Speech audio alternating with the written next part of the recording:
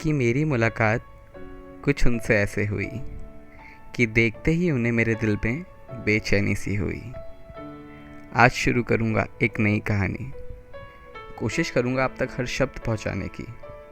कोशिश करूँगा मेरी कहानी मेरी ज़ुबानी आपको दिखाने की। खोल देता हूँ फिर से डायरी, लिख देता हूँ कलम से अपने। क्या पता कौन कौन महसूस कर ले मेरी उनसे पहली मुलाकात। तो बात है उस लम्हे की जब हम बस कॉलेज गए ही थे, सबसे अनजाने एक नई दुनिया में अपनी दुनिया ढूंढने गए थे। कंपटीशन कितना था, पर कभी नहीं सोचा था कुछ दोस्त ऐसे भी मिल जाएंगे जो बस ज़िंदगी भर के लिए मेरे साथ ही रह जाएंगे। उनमें से मेरा एक दोस्त था, उसकी बहुत अच्छी दोस्त हुआ करती थी वो। किस्मत की बात यह है कि मैं उस दोस्त के घर पे था और फिर रात को 12 बजे उस दोस्त ने अपनी दोस्त को फ़ोन किया और बोला हैप्पी बर्थडे। और फिर मैं भी वहीं था तो कर्टेसी के रूप में उससे मुझसे पूछ लिया कि तू भी विश कर दे। बस उस रोज़ मैंने पहली बार उनकी आवाज़ सुनी। कुछ अलग ही बात थी, आवाज़ में कुछ अलग ही मासूकी थी। मैं समझा भी नहीं पाऊंगा कि वो एहसास ही अलग था। मैंने भी फ़ोन लिया और कहा हैप्पी बर्थडे। उन्होंने कहा थैंक यू और मैंने दोस्त को दे दिया फ़ोन वापस। और फिर अगले दिन हम वापस कॉलेज आ गए। सब कुछ नॉर्मल सा ही चल रहा था, पर वो थैंक यू दिमाग से निकल ही नहीं रहा था।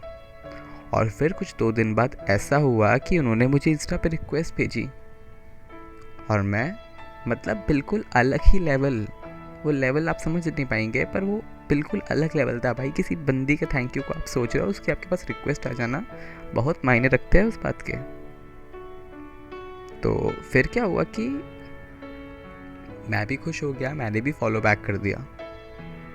फिर हमारी बातें शुरू हुई। बातें शुरू होते होते कुछ वक्त में नंबर भी एक्सचेंज हो गए। फिर कॉल पे बातें हो रही थी। अब पूरी रातें निकल जा रही हैं। पूरा दिन कॉलेज से आके सोना और फिर पूरी रात बातें करते करते सो जाना। कुछ ये शेड्यूल हो गया था। आशिकी का नया नया भूत जो सवार हुआ था। मुद्दा यह है कि ये सब मैंने आपको क्यों बताया।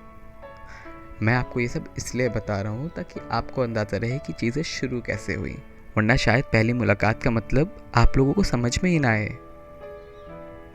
फिर चीज़ें प्यार में बदल गईं। अब वो मुझसे उस वक्त 200 किलोमीटर दूर रहती थी और 200 किलोमीटर दूर मतलब मायने रखता है। और फिर प्यार होने के बाद आप खुद को कैसे रोक लोगे, मिलने तो चाहोगे ही।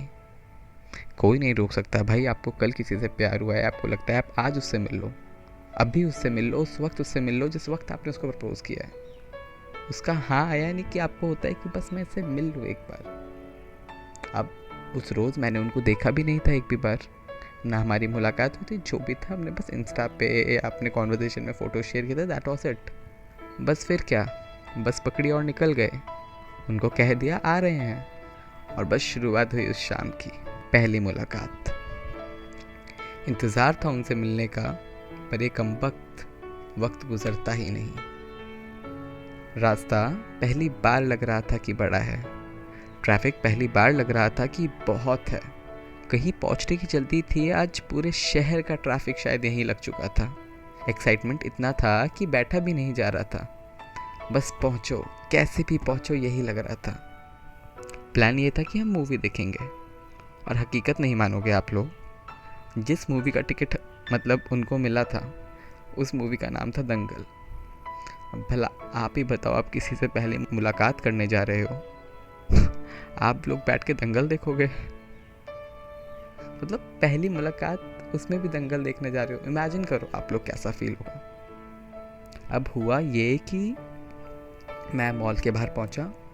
अब वो जो सिनेमा था that was on 4th floor. तो मैंने क्या किया, दैट मैं एस्केलेटर से I started going up side. फिर जैसे ही मैं ऊपर गया तो बहुत ही खूबसूरत बंदी खड़ी हुई थी। अब मुझे यकीन ही नहीं हुआ कि वो है।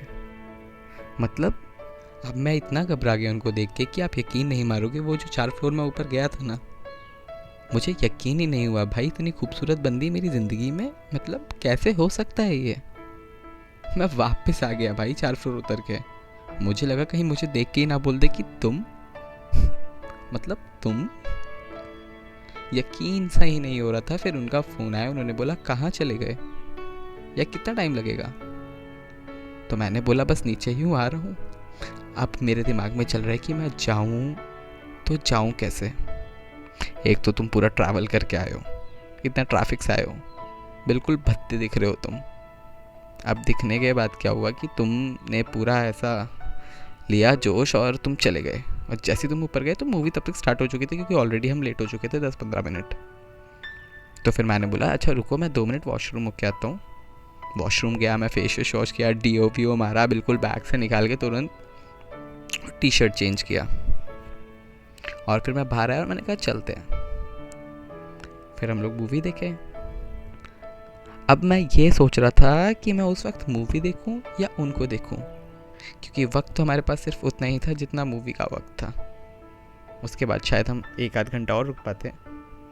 पर वो होता है ना कि जब नया नया प्यार होता है, जब नया नया प्यार होता है तो सब कुछ बिल्कुल नया नया सा लगता है।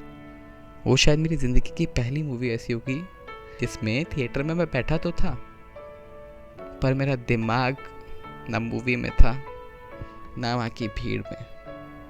मेरा दिमाग था सिर्फ उनके चेहरे पे, या उनको देख के बस ये सोच रहा था कि ऐसा भी इनने मुझ में क्या देख लिया।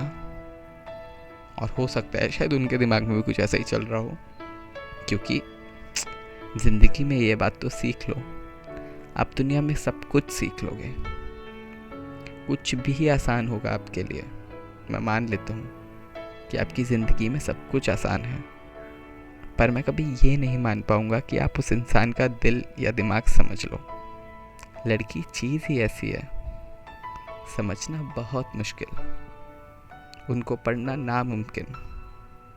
फिर भी आप कोशिश करते हो, अपना पूरा जोर लगाते हो। अब हमने वो मूवी ख़त्म किया। मूवी ख़त्म करके, अब मूवी तो कुछ देखा नहीं था।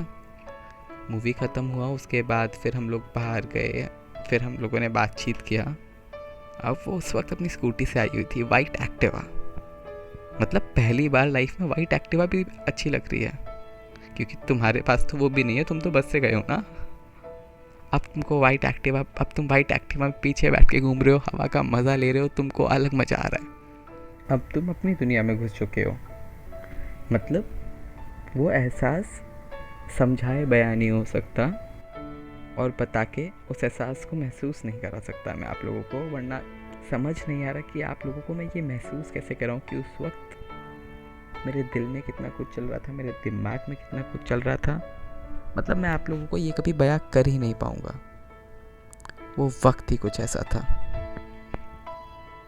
फिर सबसे बड़ी दिक्कत या सबसे बड़ा डर कि आपको वापस जाना है। जहाँ से आए हो वापस लौटना भी तो है। वापस वो 200 किलोमीटर जाना था। उनको बाय बोलने का मन ही नहीं कर रहा था। कैसे बाय बोलें, कैसे कहें कि बस जाते हैं और वापस आते हैं, या जल्दी आऊँगा, या बस अभी गया और अभी आया। कुछ नहीं हो पाया। उन्होंने मेरे को बस स्टॉप छोड़ा, मैं वापस बस में बैठा। पूरा वो घर पहुंची, उन्होंने मैसेज किया, पूरे रास्ते बात हुई। उसके बाद मैं वापस अपने हॉस्टल पहुंच गया। और बस पूरी रात बस यही ख्याल में आया कि क्या मुलाकात थी। कुछ अजीब था, कुछ नया था, कुछ नया एहसास था। जो भी था सब कुछ बहुत नया था। ज़िंदगी में सब कुछ अच्छा लग रहा था। एक एक वक्त, एक एक लम्हा उस वक्त जीने का मन कर रहा था।